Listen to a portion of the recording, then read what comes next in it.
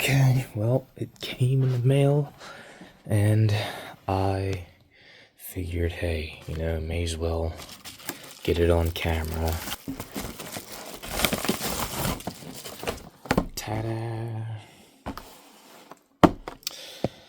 It's here because mine was in storage somewhere. I don't have access to it, so this was like $12 with everything. Taxes, shipping, so... And of course, you know, I already have the ATR 72-500, which this one's cool because this one is, it works with Flight Simulator X and 2004, so there's that. And I don't know if you guys saw or if I showed you, also got a Dash 8. The booklet, just like I remember it. Man, talk about nostalgic. While I'm down here, I may as well show you guys this absolute chaotic mess of my computer lab. This is going to be the Windows XP machine for Flight Simulator 2000. And my Flight Simulator 2000 stuff is back here. I mean, I made a post about it a while ago, but yeah, I figured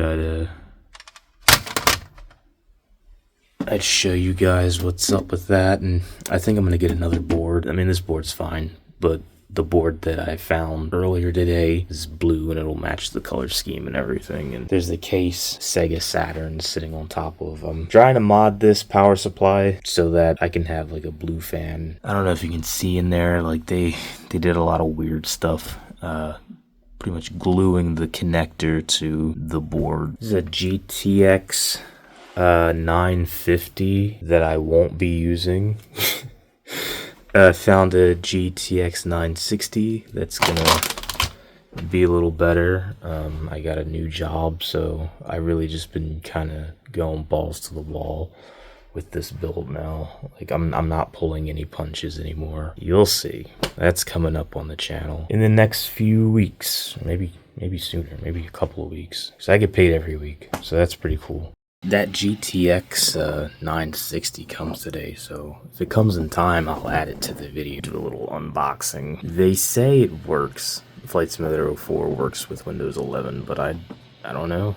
We'll see. Here, well, it's doing it. I had a problem with Flight Simulator X installing it. It got to a point where it said that something about initiating something and it just wouldn't go. So I had to extract the files from each disk and put it into a folder and do it that way, and that was pretty annoying. Hopefully I won't have that problem with this. Time has passed and it's done. It did it. Wow. I would kill to know how many frames a second that I have right now. I wonder if there's a way to figure that out, like if there's a built-in thing. I think there is. There's gotta be. But look, it doesn't look bad. I mean, granted, a little dated.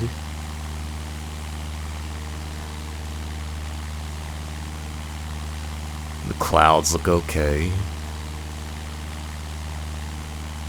But I'll tell you what, man, like with some add-ons, like some free ones, I got a bunch of free ones. And I got some things picked out in the sim market and on eBay. You know what? We'll take a ride, take a flight to downtown.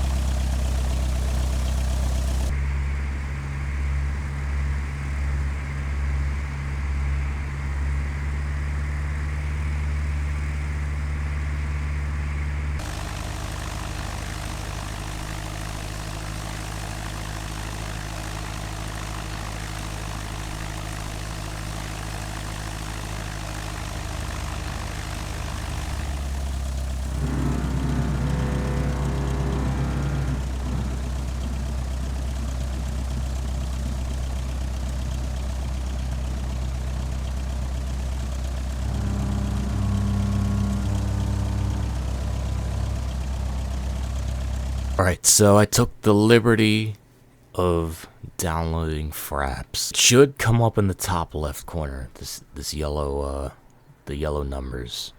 So we're gonna do it again. You know what, this time let's do the 737, and this was always my favorite livery of the default 737s. Blue is my favorite color. 78, 80, 74.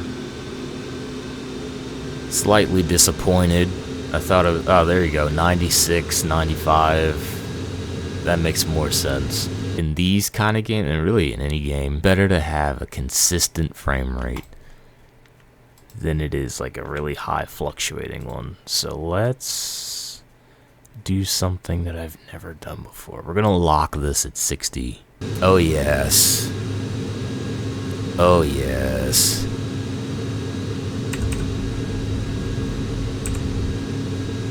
That's good stuff.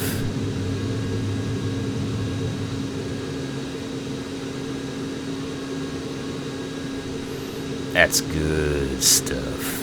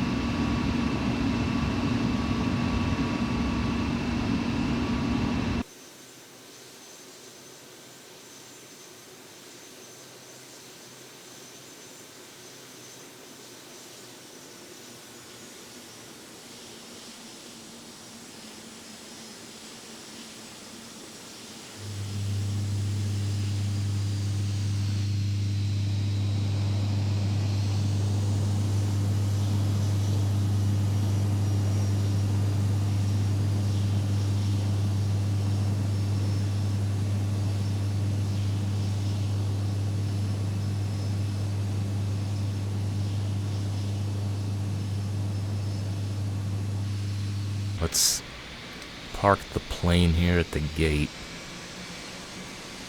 and then we're gonna throw in some monkey wrenches. We're gonna first put the flaps up, and right, we're gonna I'm gonna install that ATR and the Dash 8, and maybe a couple of other things, and we'll go from there. So I'll be right back. Okay, so it's been about, I don't know, an hour or so fiddling around with this, and I mean,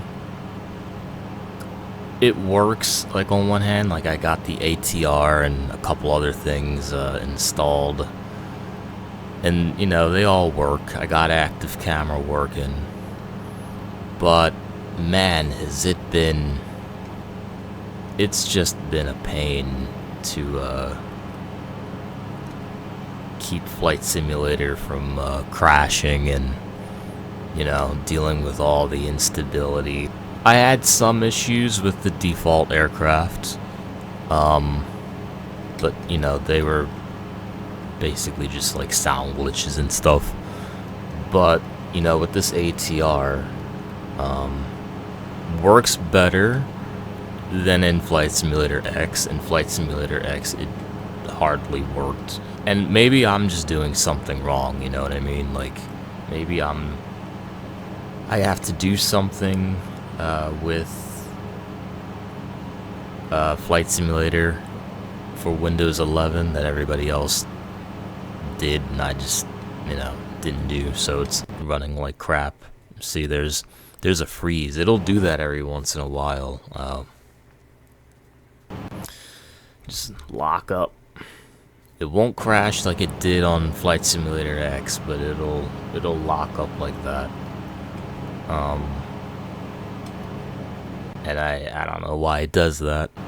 This was good though, that I'm figuring this out, because a question I had wanting to get back into Flight Simulator 2004 is, you know, I've seen a lot of people run this on their modern system with little to no trouble. So would it be better to build just kind of a low-end modern system for it, or a high-end Windows 7 system? And I believe the answer is now crystal clear to me. Like, I'm just gonna build a Windows 7 PC like I was going to originally.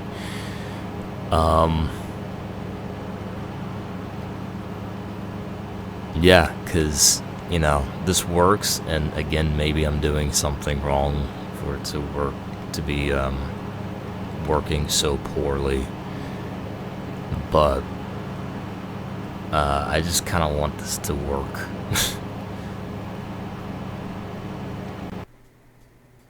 See, there it goes again. So yeah, I'll just build a Windows 7 computer. It gives me an excuse to do so. Yeah, my Dash 8 didn't even install because the installer would get to a certain point and just crash. So I think that for an all-encompassing, all-inclusive, no bugs Flight Simulator 2004, I will build a Windows 7 PC. And by the way, look at that frame dip. 43 frames a second. I am on AMD hardware, and AMD is kind of, at least back in the days, notorious for being pretty bad for Flight Simulator, because their single core performance is pretty terrible. Even on this 3950X, I have a 5700 XT GPU, which I'll be replacing soon anyway, but still, I don't think it'll matter too much. It did get active camera working though, but I don't really have like the controls to be able to use it effectively, so I'm gonna need to find my other keyboard, but I can do that. I think that keyboard is also in storage, and just, damn it all, man. Everything's in storage. My M panel's in storage, my keyboard's in storage. I got some things like my laptop, it's in storage. Traffic. And the TCAS works. That's good.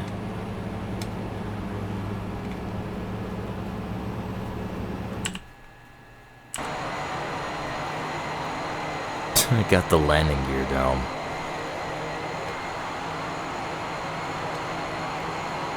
That's okay.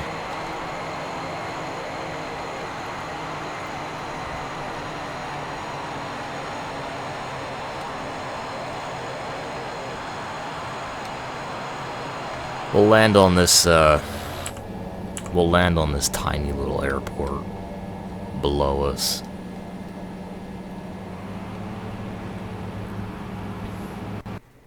Let's see if we can pull off this crazy maneuver and not run into anything. We'll come in over the water.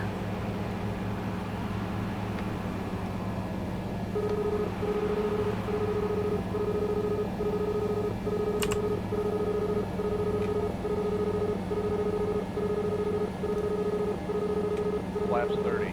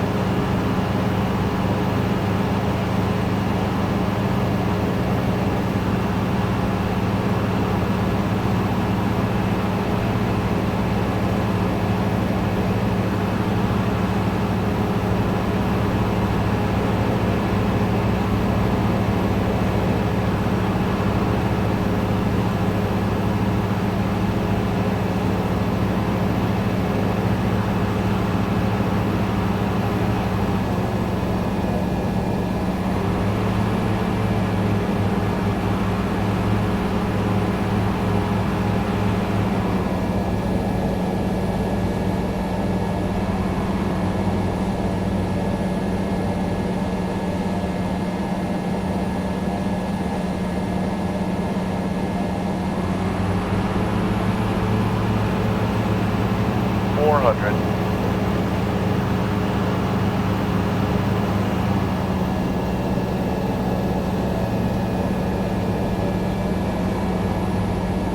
300.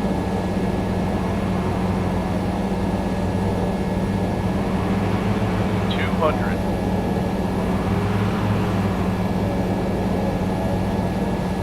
100. 50. 30. 20. 10.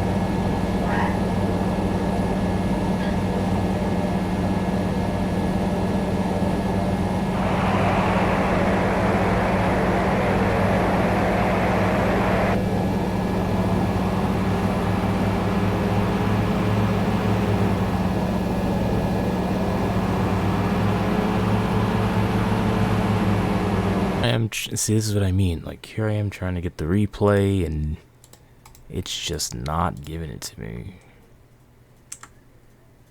Now we're kind of in this weird loop. That's a shame, because, you know, in its own way, this game is really pretty still,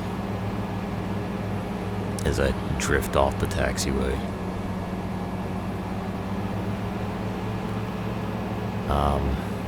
Yeah, but we'll play it again. Maybe I'll try and do something with the default aircraft until I get Flight Simulator 2000 up and working, and I build my other computer. If anybody out there knows how to make this work better on Windows 11, let me know, because I would like to, I'd like to play it on this computer, even though it's not running very nice right now, but, you know.